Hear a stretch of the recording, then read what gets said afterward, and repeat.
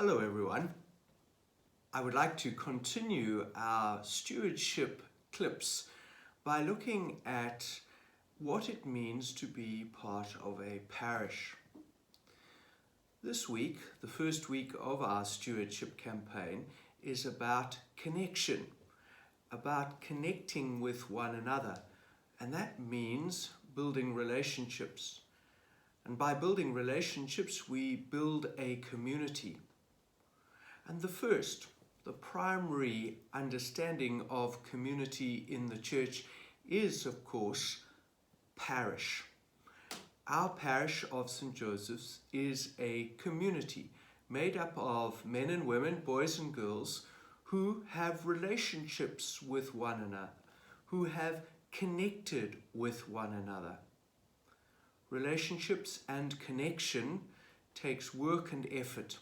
They don't just spontaneously happen, and they don't just keep going. They have to be encouraged, nurtured, and sustained. And that responsibility is ours as a baptized group of Christians. We are meant to work at the relationships that we have with one another, fellow Christians, as well as seeking to grow and develop relationships with those outside our parish. That we are not just concerned about those within, but also those without the community. As you know, I have spoken often about this community dimension. You will remember that I very often use the term belong. We are wanting to create a community where everyone, doesn't matter who you are, where you come from, what your language is, what color your skin is, what your sexual orientation is, how good or bad you are or may have been, there is a place here for you and you are welcome. And so I thought I would look at what it means to be a parish. Father Michael White, in his book Rebuilt, prefaces the whole of his text with a quote from the US Catholic Bishops' Conference on what a parish is, and I'd like to quote that. The parish is where the church lives. Parishes are communities of faith, of action, and of hope. They are where the gospel is proclaimed and celebrated, where believers are formed and sent to renew the earth. Parishes are the home of the Christian community. They are the heart of the church. What a wonderful definition of parish that is. And that's what we here at St. Joseph's are trying to achieve. That's our vision for our parish here. And it is my hope that every single one of us will be committed to making that a reality. That it's not just my task or the PPC's task, that it is our task, that we all want to belong to a community like that. Don't you want to belong to a community like that? How wonderful it would be, how different our lives would be, how different our experience of coming to church would be. Just think how enthusiastic our youngsters would be if they came to church and found that. And so if we want to make it a place where people want to be, all of us need to work to make that a reality here in our parish at St. Joseph's Morningside. Dear friends, what we are certainly seeing at the moment is that COVID-19 is changing the church. It is changing the way we do church. And you know that over this pandemic, and the national lockdown, I have written and spoken much about how the church is changing, how our society is changing. And the idea that we will go back to a normal, the way things used to be, is most probably not going to materialize. Recently, the Vatican released an instruction, they call it, a document relating to the role of parishes in conversion, in proclaiming the gospel, in becoming better communities of outreach.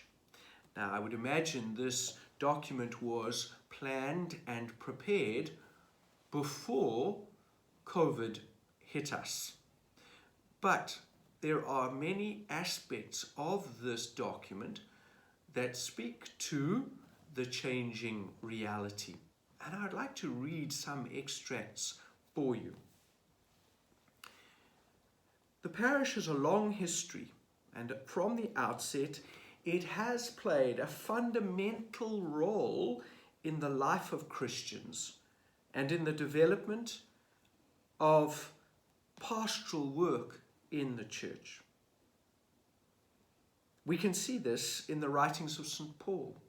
Several of the Pauline texts show us the formation of small communities as domestic churches, which the apostles simply call a house.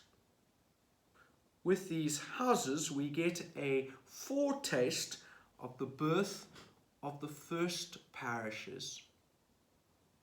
Is our parish a home, a house, like those first early parishes that St. Paul established in and around the Mediterranean area? Could we say that our parish is a home? What have you done? What have we done to make it a home? The instruction goes on. Since its inception, the parish is envisaged as a response to a precise pastoral need, namely that of bringing the gospel to the people through the proclamation of the faith and the celebration of the sacraments. How often we have spoken of this, that we are here to proclaim the gospel, to build the kingdom. The Vatican instruction is making that very clear. That's the purpose of a parish. So it is a home, a house where people feel at home, so that they can be strengthened to go out and proclaim the gospel, spread the gospel. This next point is something that I think is very important and very valuable. The territorial configuration of the parish, however, must confront a peculiar characteristic of our contemporary world, whereby increased mobility and the digital culture have expanded the confines of existence. On the one hand, people are less associated today with a definite and immutable geographical context, living instead in a global and pluralistic village. On the other hand, the digital culture has inevitably altered the concept of space, together with people's language and behavior, especially in younger generations. How true that is after lockdown.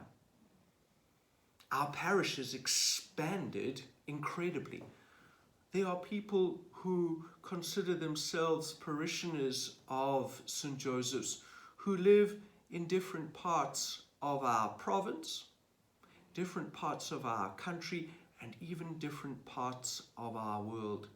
There are people who regularly join us for the celebration of sacraments, the liturgy of the Eucharist, particularly in places like America, the United Kingdom, Iraq, Harding in the Eastern Cape.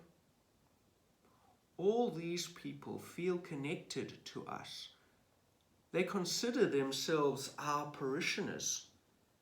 Because of this digital space, our parish space is not just confined to a small suburb of Durban. And so relationships and connecting with people has changed.